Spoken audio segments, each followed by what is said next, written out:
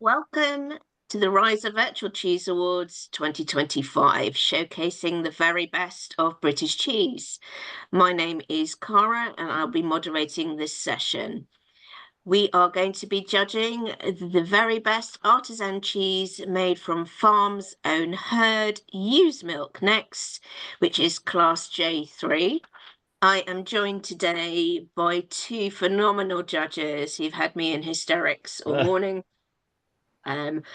They are the lovely Jonathan Piercy and James Grant, who are just going to introduce themselves to you, the audience, and tell you why we've chosen them as judges for the Virtual Cheese Awards. Over to you, James. Hello, I am James Grant. I have been for some years now, and we are tasting some great cheeses today. I am also known as the Bucks Cheese Guy, number 2 Pound Street, and the Real Cheese Project. I'm super proud to be judging at the Virtual Cheese Awards with the most amazing Cara and the great team behind the Virtual Cheese Awards. Thank God we're doing this. I'm super excited. Thank you. Thank you, James. And Jonathan. I don't know how you follow that, honestly. Wow. So I'm Jonathan Piercy. I have a wholesale business called The Crafty Cheese Man, which is why most people call me Crafty, but probably other reasons for it as well. But and my focus is selling amazing British cheese British and Irish cheese to the hospitality industry. I have the pleasure of judging these fantastic cheeses with the wonderful Cara and James. And yeah, excited to get going. And we do a lot of judging, me and James, and it's nice to do one like this that's so well organized. So let's get stuck in. We've got to stop, James. We've got to stop with the compliments because it's going to cause a problem at the end, and we won't be able to hear the end of it from Cara. Head is getting bigger and bigger and bigger. And it'll fill the screen. All right, chaps, we're going to just dive straight in there and go for J31087. There we go. So we have a lovely hard cheese here. I love the color of it. I would suggest it's had some. I'd suggest it's had a muslin on the outside of it. Yeah. Would you, Jonathan? 100%. You can just tell by that, the pattern on the outside, that it's definitely had some cloth on it. I think you see a little bit of differentiation in color between the inside, just underneath the rind as it goes into the cheese, which is lovely to see. Yes, that'll be the air drying it from the rind in. It gives it that slightly shadowy note underneath the rind. Has a wonderful fudgy kind of smell to it on the nose.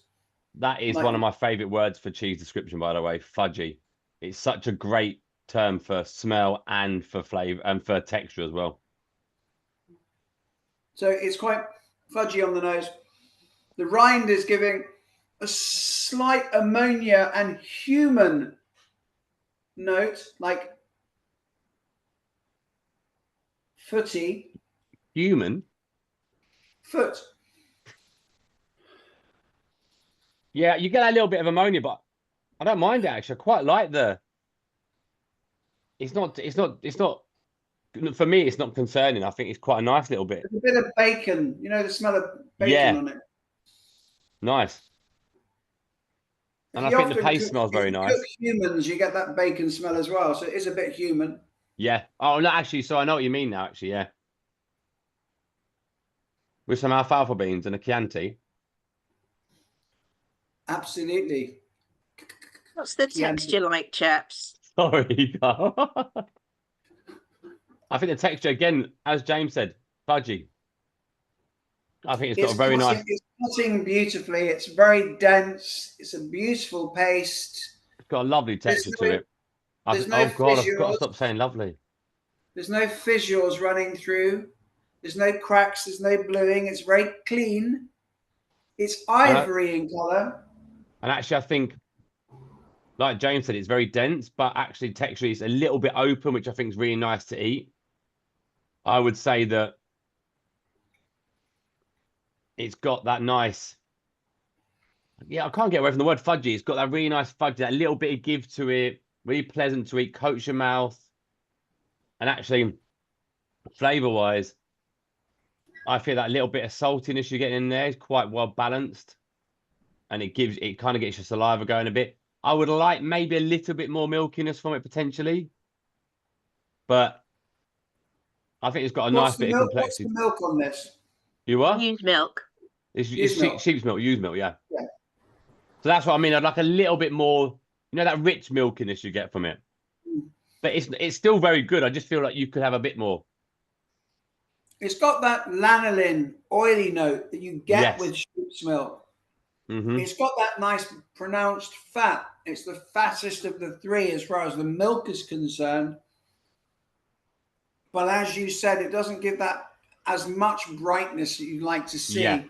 I think it's slightly inhibited by the moisture in the cheese. It's quite moist as well. That holds back some of those the more pronounced flavors as if aged on a little bit more. Yeah.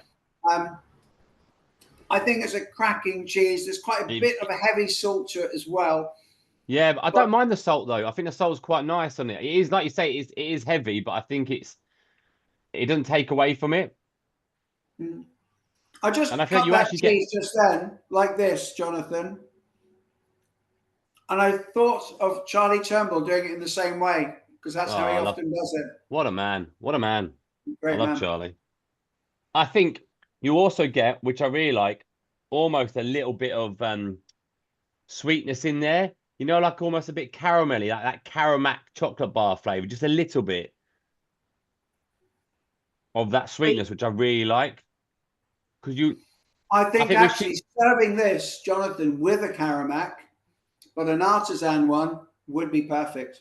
You're winning that because sounds ridiculous, but it'd be perfect. You know, with sheep's milk, you get that normally that sweetness running through anyway. And I think actually that little bit of butterscotchy caramel element in there is actually really nice. It's not strong, but in that background, it just gives it a little bit of balance, I think, which also I think works well with the salt.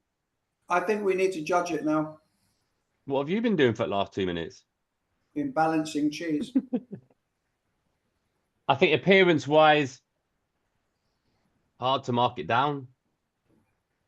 10. I think a 10, yeah. You've got the nice. You see the cloth on the cloth where the cloth's been on the outside. It's got a nice bit of action on the outside, so you can see it's like it's handmade. The color on the inside is lovely. So yeah, 10. 10. Aroma, chaps? 10. 10, yeah. I can't.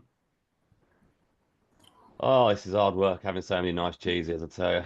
Yeah, it's definitely a 10. It's lovely. 10. Texture. 10. 10. Because I think that fudginess is just more. It's moreish as well. I want to keep eating it. How can you mark that cheese down? You can't. It's a triple 10 so far. Don't think it's you a can. triple 10. What's going on? It's amazing. And I think Taste. flavour-wise, Hey, if we're going to take anything off, and again, I don't know if we are. This is up for debate with James. I don't want to upset him. My but I feel blood like pressure's going through the roof. That little element you were saying before about we were saying before about the maybe could get a bit more brightness from that milky element potentially.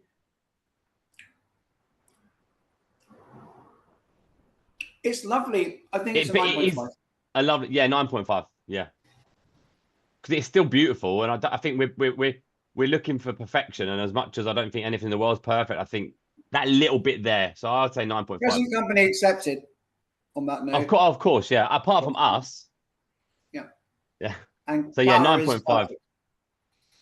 Are we sticking with 9.5? Yes. To the cheesemaker that makes this cheese, well done them. This is a very beautiful cheese. It's one that I would definitely park on a cheese board and not want to share with anybody. But equally would be good as like a young pecorino style if you wanted to use it in cooking. I think it's got that lovely element to it from the sheep's milk, and that salt would help use it quite nicely. Or that caramel chocolate, as you're suggesting, would be delicious as well. Possibly not the brand Caramac. There are artisan producers of chocolate out there. Do look them up and try this with Caramac, because it would be pegging awesome. An amazing pairing. Brilliant. Thank you, chaps. Well, I can confirm that the winner of the J3 class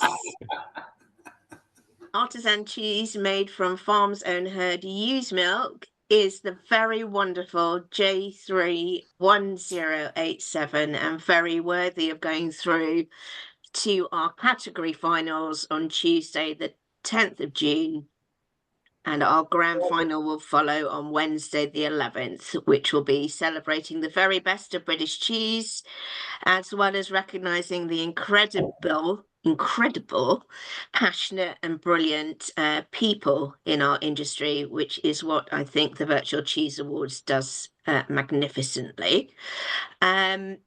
We'd like to thank Butlers for our lovely aprons this year, and Millers for becoming the VCA Cracker Partners. What fabulous, amazing crackers they supply. Crafty, James, thank you both ever so much for this session, and I will see you in the next one. No problem. We'll see you soon. Thank you very much. Looking forward to it. Why, aye. Say it like you mean it. All the She not enthusiasm being we've had able so to far, James, and then you say that, honestly. What? You what? Oh.